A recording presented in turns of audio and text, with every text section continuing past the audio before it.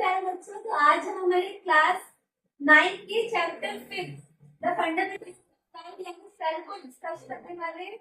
ये class offline है, तो अगर आपको कोई डाउट हो तो आप मेरे से पूछ लेना, और अगर ऑनलाइन जो मुझे देख रहे हैं उनको कोई डाउट हो तो कमेंट सेक्शन में पूछ लेना, ठीक है। तो इसके साथ हम चैप्टर स्टार्ट करते हैं। कौन सा?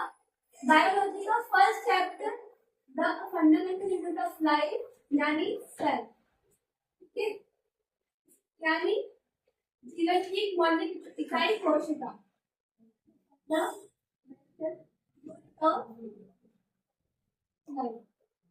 ठीक है, देखो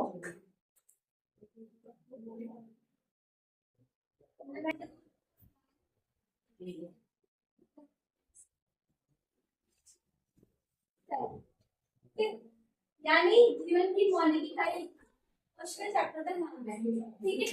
अब देखो, जैसे चैप्टर का नाम ही क्या है, इस चैप्टर के नाम से हम लोग सेल की डेथ, सेल होता है क्या ये एक्सप्लेन हो रहा है चैप्टर के नाम से थोड़ा सा, ठीक है। जब हम बात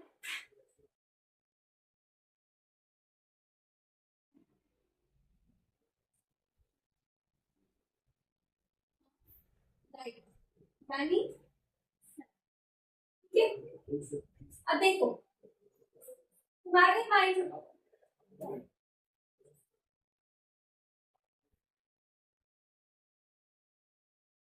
जैसे बात करें हमारे चैप्टर की सेल की, तो सेल होता क्या है, ठीक है। फर्स्ट क्वेश्चन हमारे माइंड में आता है कि सेल होता क्या है, ठीक है।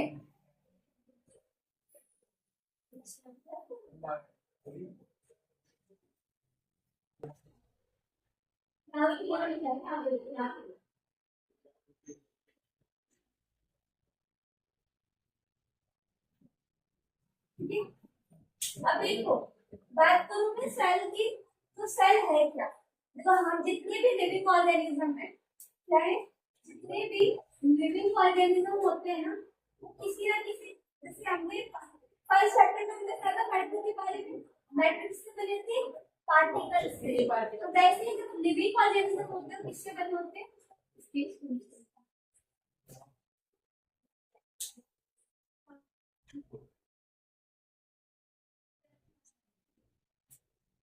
जितने भी लिविंग ऑर्गेनिज्म है उसमें सबसे स्मॉलेस्ट यूनिट या कोई, तो जितने भी लिविंग ऑर्गेनिज्म है, जैसे कि हम हो गए, प्लांट हो गए, है ना, जितने भी लिविंग ऑर्गेनिज्म, इससे बने स्मॉलेस्ट यूनिट से बने, इसका नाम हमने दिया सेल।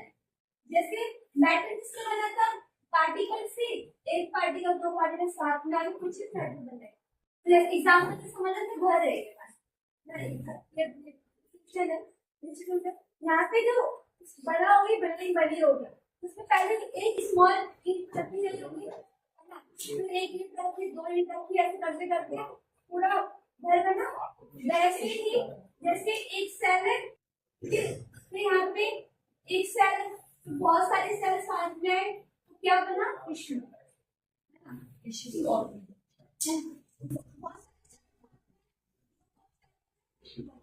टिश्यू में बहुत ब्लड टिश्यू काटने आते हैं, यानी बहुत काटने आते हैं, क्या बनता है, ऑर्गन, ऑर्गन, ठीक है। ऑर्गन जैसे मान लो लंग्स हो गया, हार्ट हो गया, लिवर हो गया, ऐसा कोई ऑर्गन, ठीक है। उसके बाद बहुत सारे ऑर्गन ये काम करते हैं, जैसे हमारा डाइजेस्टिव सिस्टम में क्या है, लिवर है, स्टमक है, ठीक है। ये सब स्मॉल इंटेस्टाइन से पूरे भी ऑर्गन के साथ में काम करते हैं, यहाँ पे क्या बनता है, ऑर्गन सिस्टम बनता है,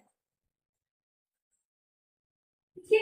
अब ऑर्गन सिस्टम बनाए क्या बनता है, कोई भी लिविंग ऑर्गन, जैसे कि ह्यूमन बीइंग, है ना। अरे समझ में, सेल क्या है, सेल क्या है,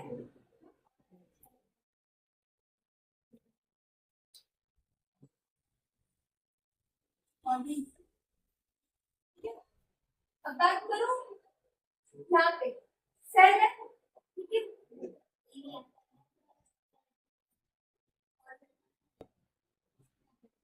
सेल है, ठीक है।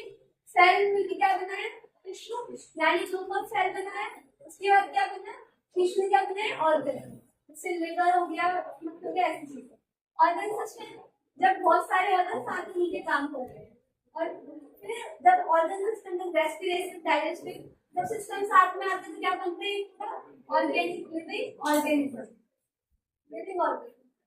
ठीक है,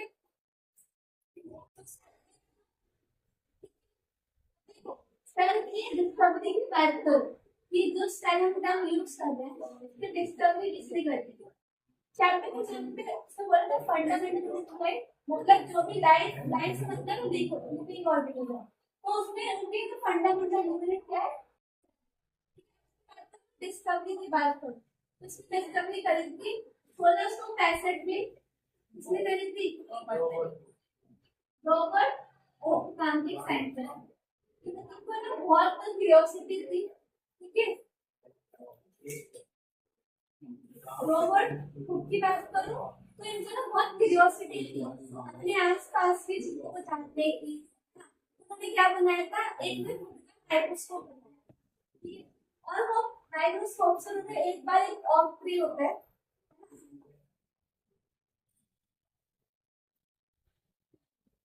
इन्होंने ना ऑप्ट्री होता है ना, ऑप्ट्री की जो पेंटिंग छाल होती है उसमें उसको माइक्रोस्कोप से देखा, उन्होंने कैबिन से नजर आया ऐसे, जैसे मतलब कि सत्ता होता है ना नहीं पीता, वैसे ही ऐसे ऐसे कैबिन से नजर आए। उन्होंने इससे क्या नाम दिया? उसको नाम दिया उन्होंने सेल, ठीक है। ठीक है, सेल का मतलब क्या होता है? एक छोटा सा बॉक्स में कमरा है, उन्होंने किस तरह के बॉक्स के कमरे से नजर आया, उन्होंने सेल नाम दिया, ठीक है। पर जब रॉबर्ट हुक ने सेल की खोज करी तो कैसे सेल देखी थी? उन्होंने देखी थी डेड सेल, डेड सेल देखी थी, है ना। इसके बाद एक और साइंटिस्ट आए जिसका नाम क्या था? ये तो पहले थे, दूसरे आए एवी लोवेनहो, ठीक है। लोवेनहो जो आए उन्होंने कैसी सेल देखी? उन्होंने देखी रॉबर्ट हुक ने देखी डेड सेल, और लोवेनहो ने कैसी सेल देखी? उन्होंने देखी लिविंग सेल, ठीक है। अगर क्वेश्चन आता है सबसे पहले सेल की खोज किसने की? ना पहला आंसर होना चाहिए रॉबर्ट हुक। बट अगर क्वेश्चन आता है कि सबसे पहले लिविंग सेल किसने खोजी? तब खोजी किन्होंने? 1674, ठीक है। लॉयड हुक ने सेल की खोज कब करी थी? 1676 में, ठीक है। उसके बाद कितना समझ आया? क्लियर है सेल की खोज कैसे? अब देखो, बात करें सेल के स्ट्रक्चर की, सेल कैसा होता है? पहली बात तो सेल का ना ही कोई स्पेसिफिक शेप होता है ना। मतलब सेल ऐसे भी हो सकता है, यहाँ से ऐसे, यहाँ से नैरो, यहाँ से, है ना। या फिर ऐसे हो सकता है स्फेरिकल भी हो सकता है। या हमने न्यूरॉन्स को देखे, न्यूरॉन से कैसा होता है? ऐसे होते हैं, थोड़ा सा ऐसे होता है, डेंड्राइट हो जाते हैं, ठीक है।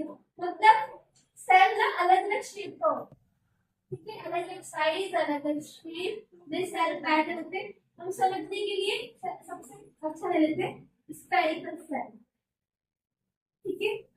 अब देखो, सेल में ना कोई भी सेल हो उसमें तीन चीजें हमेशा प्रेजेंट हो, तीन चीजें हमेशा हो।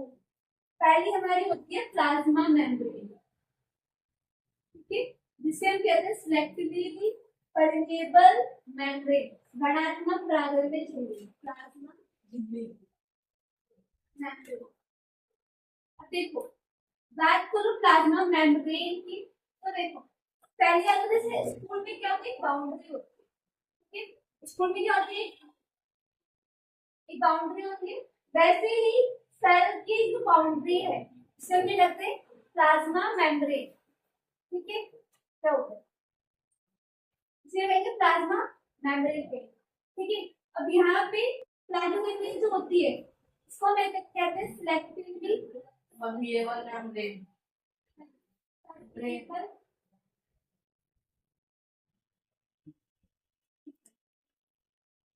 सिलेक्टिवली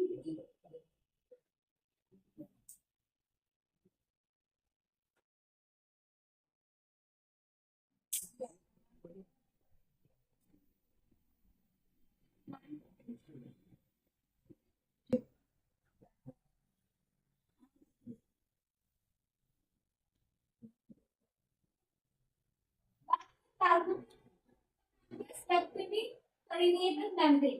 इसको ये नाम क्यों दिया गया है, वर्णात्मक प्रारंभिक स्थिति यानी सिलेक्टिव परमेबल मेम्ब्रेन नाम दे दिया गया है क्योंकि जो भी सब्सटेंस है, चाहे वो सॉलिड हो, लिक्विड हो, गैस, कैसा भी सब्सटेंस हो, अब उसको एंटर करने के लिए या निकलने के लिए इंफॉर्मेशन देनी पड़ती है प्लाज्मा मेम्ब्रेन। प्लाज्मा मेम्ब्रेन ना एक बहुत ही मतलब वो है चूसी टाइप का कि मैं ये चीज अंदर आने दूंगा, ये चीज अंदर नहीं आने दूंगा। जैसे मान लो कोई बैक्टीरिया है, बैक्टीरिया अगर सेल के अंदर आने की कोशिश कर रहा है तो क्या प्लाज्मा मेम्ब्रेन आने देंगे अंदर? नहीं नहीं। ये एक तरह से सिक्योरिटी गार्ड होता है गेट पे कैसे कि भाई तू तो काम की चीजें तू अंदर आ जा, तो काम की चीजें तू बाहर रह, ऐसे। तो एक तरह का बाउंड्री है और प्लाज्मा मेम्ब्रेन कुछ चीजों को अंदर बाहर आने देती है। तो इट अलाउ ओनली थोड़े बहुत ही सब्सटेंस को अलाउ करता है अंदर या बाहर आने के लिए, इसका नाम सिलेक्टिवली परमेबल मेम्ब्रेन है। उसके बाद सेल के अंदर यहाँ कहीं पे भी हो सकता है, सेंटर में हो, कहीं पे हो सकता है, यहाँ पे भी हो सकता है, साइड में यहाँ पे हो सकता है, ठीक है। न्यूक्लियस यानी केंद्र। अब देखो न्यूक्लियस की बात करना है तो न्यूक्लियस में क्या होता है, यहाँ पे सबसे मेन होता है यहाँ पे डीएनए, ठीक है। डीएनए क्या होते हैं? डीऑक्सी राइबोन्यूक्लिक एसिड, ठीक है। अब बात करें डीएनए की, तो डीएनए क्या करता है? डीएनए एक जनरेशन से दूसरी जनरेशन में जो भी इंफॉर्मेशन है, जो भी ट्रेट्स है, उनको कैरेक्टर सिस्टम में क्या करता है? जैसे मान लो हमारे को कुछ करते हैं, किसी में पेरेंट्स मिलती है, जो डीएनए के थ्रू वो इंफॉर्मेशन एक जनरेशन से दूसरी जनरेशन में आ रही है। और डीएनए पता है आपको थोड़ा बहुत, ठीक है। ये सब डीएनए कहाँ पर होता है? न्यूक्लियस के अंदर। न्यूक्लियस क्या है? न्यूक्लियस ना एक तरह से पूरे सेल का कंट्रोल सिस्टम है ना। जैसे हमारे बॉडी का कंट्रोल सिस्टम कौन है? ब्रेन। सारी चीजें कौन कंट्रोल कर रहा है? ब्रेन कंट्रोल कर रहा है। वैसे ही सेल के अंदर जितनी भी चीजें हैं उन्हें कौन कंट्रोल करता है? इन्हें कंट्रोल करता है न्यूक्लियस, ठीक है। जो भी एक्टिविटी होगी वो न्यूक्लियस कंट्रोल है। उसके बाद तीसरी टर्म जो सेल के अंदर चीज होती है वो होते हैं यहाँ पे प्लाज्मा मेम्ब्रेन और न्यूक्लियस के बीच में, यहाँ पे ना कुछ जेली लाइक सब्सटेंस होता है, देखो ना जेली लाइक सब्सटेंस होता है, कहते हैं साइटोप्लाज्म यानी कोशिका द्रव्य। साइटोप्लाज्म यानी कोशिका द्रव्य। बात करो साइटोप्लाज्म, साइटोप्लाज्म की बात करूं मैं तो देखो इसके अंदर क्या, यहाँ पे ना कुछ सेल ऑर्गेनेल्स होते हैं। सेल ऑर्गेनेल्स क्या है? सेल में कौन सी एक्टिविटी होगी? एनर्जी बनेगी ना, प्रोटीन बनेगा, लिपिड बनेगा, सब चीजें ना सेल ऑर्गेनेल्स में पढ़ेंगे चैप्टर में आगे। तो वो कहाँ प्रेजेंट होते हैं? साइटोप्लाज्म के अंदर। ना साइटोप्लाज्म में जेल लाइक सब्सटेंस है जिसके अंदर सेल ऑर्गेनेल्स ऐसे प्रेजेंट होती है, ठीक है।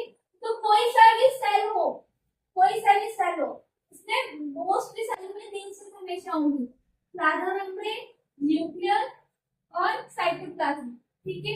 इतना है समझ में, ये सेल की कुछ बेसिक स्ट्रक्चर है, ठीक है।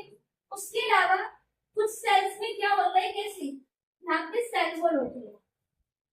सेल वॉल मतलब बना के समझने के लिए एकदम एक्स्ट्रा मेम्ब्रेन होती है ना।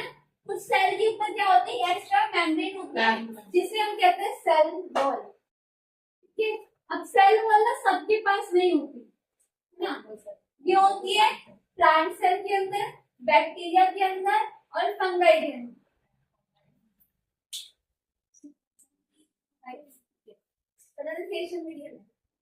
सेल वॉल की बात करूं मैं, तो सेल वॉल में सेल वॉल की बात करूं मैं तो सेल वॉल प्लांट सेल में होती है, किसमें होती है? सेलुलोज की बनी होती है, बैक्टीरिया में होती है पिप्टोग्लाइडिन की, एंड बात करो फंगाई में, फंगी में होती है काइटिन की, ठीक है। को पढ़ते थे, ठीक है। सेल वॉल से काम करता, सेल वॉल से काम होते हैं जैसे पोषण है, ये खान प्लांट से तो कठोर होते हैं, छाल अगर देखो तो कैसे सख्त होते हैं, क्यों? क्योंकि वहां पे सेल के सेल्स में क्या है? सेल वॉल कर रहा है। हमारे अंदर सेल वॉल होगी नहीं, एनिमल सेल में सेल वॉल नहीं होती ना, वायरस की सेल वॉल होती है, ये चलता है स्ट्रक्चर बेसिक। उसके बाद बात करते हैं जैसे प्लाज्मा मैंने जो भी बता दिया आपको, है ना, प्लाज्मा। अब हम पढ़ेंगे साइटोप्लाज्म की बात करो। साइटोप्लाज्म के अंदर ना जो भी सब्सटेंस है वो एंटर कर रहे हैं, बाहर जा रहे हैं, वो दो तरह के मूवमेंट्स करते हैं। देखो, एक होता है हमारा डिफ्यूजन, इसको फर्स्ट चैप्टर में, ठीक है। उसके बाद होता है ऑस्मोसिस।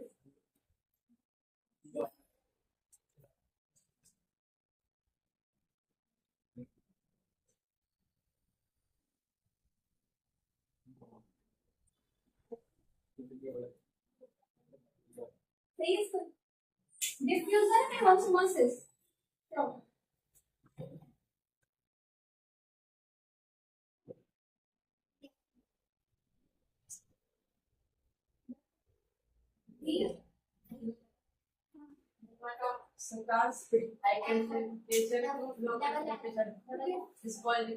देखो डिफ्यूजन क्या होता है,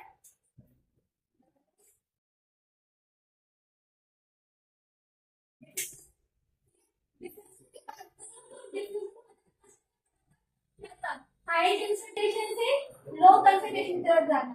अब देखो इसमें भी यही होता है, ऑस्मोसिस में भी यही होता है, डिफ्यूजन में भी यही होता है। जो सेल है, मान लो सेल के अंदर ज्यादा मात्रा में, ठीक है, ज्यादा मात्रा में, अब क्या होगा, अब ये बाहर कम मात्रा में सेल में होता है, तो मान लो सेल के अंदर ज्यादा है, पानी के अंदर कम है, तो यहाँ पे क्या होगा, हाई कंसंट्रेशन से लो कंसंट्रेशन की तरफ जाएगा, ठीक है। तो इसको यहाँ पे क्या हो रहा है, डिफ्यूजन हो रहा है।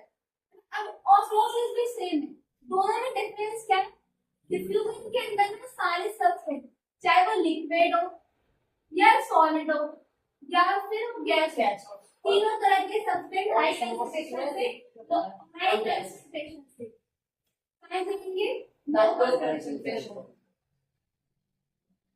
हाई कंसंट्रेशन से लो कंसंट्रेशन के जाएंगे।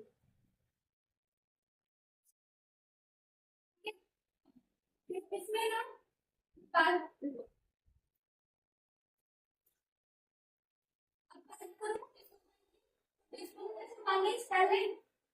सेल की, मैं अभी यहाँ पे मान लो यहाँ पे ज्यादा है कोई चीज, मान लो यहाँ पे ले लिया ऑक्सीजन, यहाँ पे ज्यादा है, सेल की एक साइड ज्यादा है, एक साइड कम है, तो ये अगर यहाँ सेल के अंदर ही, मैं बात करूँ सेल के अंदर, अगर ऑक्सीजन यहाँ से यहाँ जा रहा है तब क्या हो रहा है, डिफ्यूजन हो रहा है। अगर सेल के बाहर ऑक्सीजन ज्यादा है ना, और अंदर कम है, तब भी क्या हो रहा है, डिफ्यूजन ही हो रहा है। तो ऑस्मोसिस के अंदर, जैसे यहाँ पे सेल के अंदर भी डायरेक्ट है ना, ऑस्मोसिस में क्या होता है, पैरेंटली ऑस्मोसिस में सिर्फ लिक्विड जाता है, गैस मोस्टली क्या रहेगा, लिक्विड जाएगा, और गैस जाता है मोस्टली, मोस्टली क्या जाता है, लिक्विड जाता है, सॉलिड सब्सटेंस नहीं जाएगा। और इसमें ना सेल के अंदर भी हाई कंसंट्रेशन जाता है, यहाँ पे सिर्फ प्लाज्मा मेम्ब्रेन के अंदर आ जाते हैं, ठीक है। जैसे यहाँ, जैसे H2 यहाँ ज्यादा है, यहाँ पे कम है, ठीक है। तो ये ऑस्मोसिस, ठीक है। ऑस्मोसिस में क्या एक और चीज है, plasma membrane, only plasma membrane से कुछ, ओनली प्लाज्मा मेम्ब्रेन से कुछ चीज अंदर या बाहर जाती है, ठीक है। क्लियर हुआ, ऐसा समझ में। और इसमें क्वेश्चन आता है डिफ्यूजन ऑफ ऑस्मोसिस के अंदर, ठीक है, लिख लो बना के थोड़ा बहुत, बाकी नोट फिर कर लीजिए। अब देखो बात तो ऑस्मोसिस तीन तरह के होते हैं, सर देखो मैंने बताया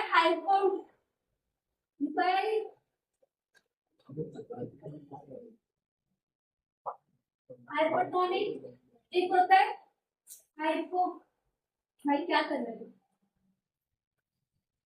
एक होता है हाइपोटोनिक, दूसरा होता है आइसोटोनिक।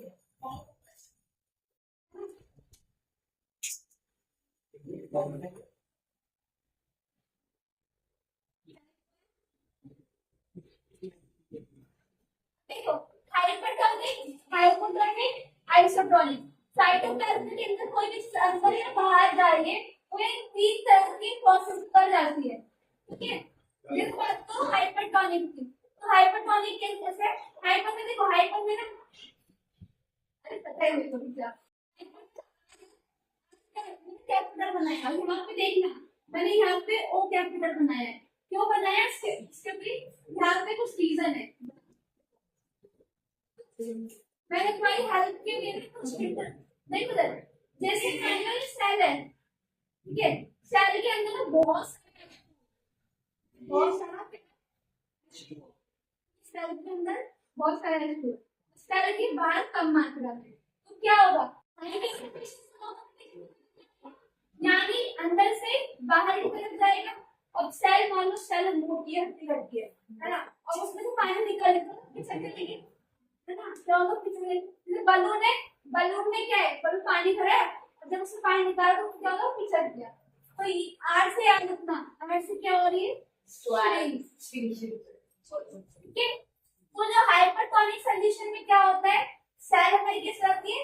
श्रिंक रहती है, फूल जाती है। जो भी बात करूं हाइपोटोनिक, हाइपोटोनिक में क्या होता है? सेल के अंदर तो कम H2O है, सेल के बाहर बहुत सारे H2O, तो क्या होगा? हाई कंसंट्रेशन से बाहर से अंदर हो गया, ठीक है। तो यहाँ पे क्या होगा? अगर किसी बलून में पानी भर दो तो बलून में तो फूल जाता है, यानी बलून जाता है, स्वेल हो जाता है, तो यहाँ पे ओ से अलग ना स्वेल, ठीक है। तो आइसोटोनिक, तो जो आइसोटोनिक इस वर्ड का मतलब ही क्या होता है? स्टेज, ठीक है। इसलिए सेल के अंदर भी H2O सही और बाहर भी समान मात्रा में है, तो वो क्या होगी? Isotonic solution. ऐसे समझ में, ठीक है। यहाँ पे H2O क्या है? इक्वल मात्रा में, यहाँ से अंदर से ऐसे बाहर से अंदर ना, ऐसे समझ में। स्टेज स्वेल फिर याद रहेगा नाम से, इसको बोलेंगे अधिपराशरण, इसको अल्पराशरण, इसको संपराशरण, इसके ऑस्मोसिस।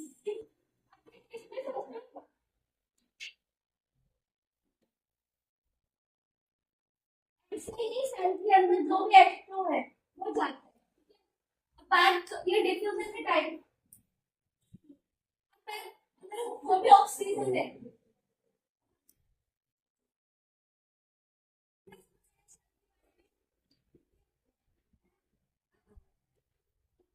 ये सेल का इंट्रो, ठीक है। सेल के बारे में बताया मैंने, अब हम अगले वीडियो में क्या पढ़ेंगे? सेल ऑर्गेनेल्स के बारे में पढ़ेंगे और इनको थोड़ा डिटेल में पढ़ेंगे, ठीक है। इसी के साथ मैं आज की वीडियो को यही रोकती हूँ। अगले वीडियो में सेल ऑर्गेनेल्स के बारे में और अच्छे से जानेंगे। थैंक यू, जय हिंद।